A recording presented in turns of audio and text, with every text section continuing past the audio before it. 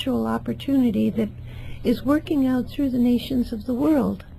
I don't know if people are really so familiar with the idea of global affairs, world affairs, as being spiritual. I think the more prevailing concept is to think that you have to withdraw from all things having to do with the world to be spiritual. But if we can't make the world and human relationships spiritual, what's the point? Because we're supposed to redeem life on Earth, and that's humanity's role. So to focus on the UN seems to me a deeply spiritual subject. Well, of course, spiritual doesn't mean religious in this case. It really has little to do with religion as such, because spiritual really has to do with the expansion of consciousness. And it's wherever there is an expansion of consciousness, no matter what phase of life, what aspect of life you're in, what job, what professional life, there is always the opportunity for expanding your consciousness. If you're in a business of some kind, then there is suddenly a greater awareness for your employees. Maybe you have an expansion of consciousness and wanting to take care of the employees and look out for their welfare.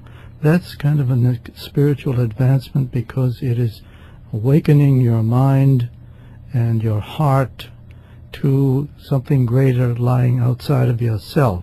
So it represents a next stage for you to take. So the UN is also providing a tremendous global expansion of consciousness, and that's another reason why we have so much emphasis on globalization today, because of the UN. It provides a global forum for so many people to come together and discuss great issues like the environment and global warming. The UN has had conferences, many conferences, on this great issue, and it is because the expansion of consciousness that all the members and people involved in the UN today are so keyed up and so interested in this issue, and we all recognize it as something that the world has to get behind and take care of. Ban Ki-moon, who is the new Secretary General of the United Nations, has just issued a message, I guess we could call it, in commemoration of United Nations Day, which was October 24th this year. And he points out that the world is, he thinks, changing in favor of the United Nations, because more and more people and governments, he says, are understanding that multilateralism is the only path in our increasingly interdependent and globalizing world. Global problems demand global solutions, he says, and going it alone is not a viable option. And yet, so often, especially the more powerful nations, the wealthier nations of the West, such as Europe and especially the United States, I think that they feel they can go it alone.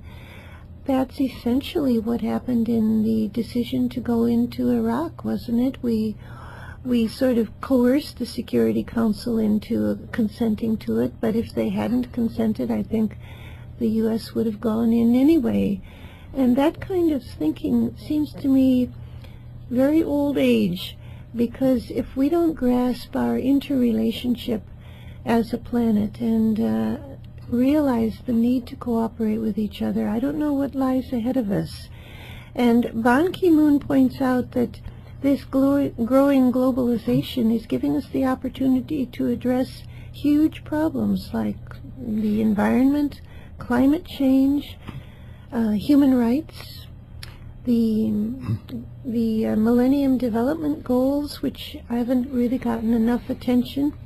To remind people, those goals include the eradication of extreme poverty and hunger, the achieving of a universal primary education, promotion of gender equality, the reduction of child mortality, the improvement of maternal health, combating HIV/AIDS and malaria. Anybody who read a recent issue of National Geographic knows malaria is a devastating illness still. Ensuring environmental sustainability and developing a global partnership for development. Those are the Millennium Goals. Right, and we're still striving towards those goals that we haven't met. The nations of the world haven't really met those goals yet. And, of course, the Kyoto Treaty was also part of those goals. And so we haven't met these goals that have been laid out by the United Nations, and whether we will or not will be remains to be seen. That's right. It's up to us. One interesting insight from the books of Alice Bailey to point out is her statement that fourth ray workers were involved in the founding of the United Nations. To remind our listeners, the fourth ray is the ray of harmony through conflict. And she said it was the capacity of these fourth ray workers to harmonize new ideas with old traditional approaches that was so effective, because that ensured that there wouldn't be any dangerous break or rupture in the development of the programs and the attitudes and the policies that would be necessary for the coming era. And when you think about the UN, it is definitely an experiment in harmony through conflict. The terrific pressures being put on the UN.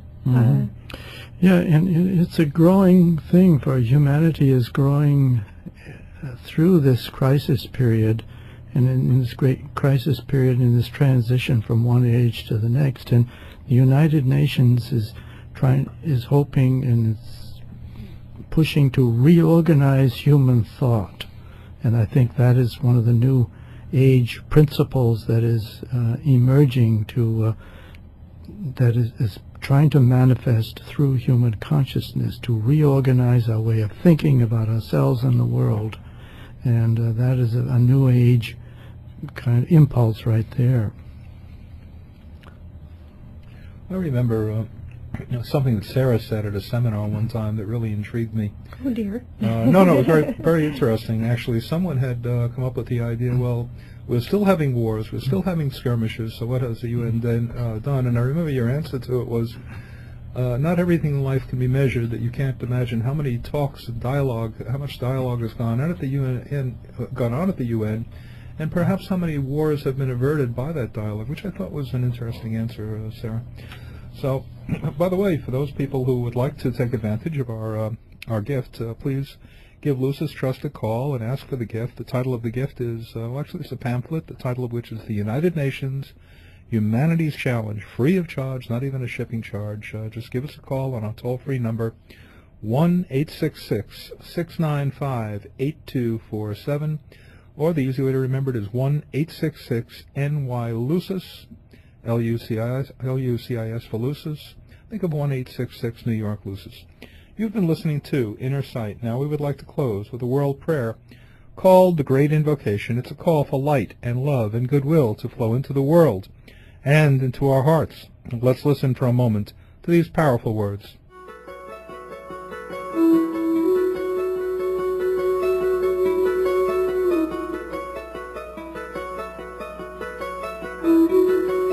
From the point of light within the mind of God, let light stream forth into human minds. Let light descend on earth.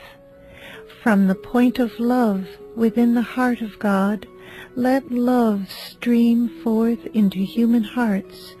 May the coming one return to earth. From the center where the will of God is known, let purpose guide all little human wills, the purpose which the masters know and serve.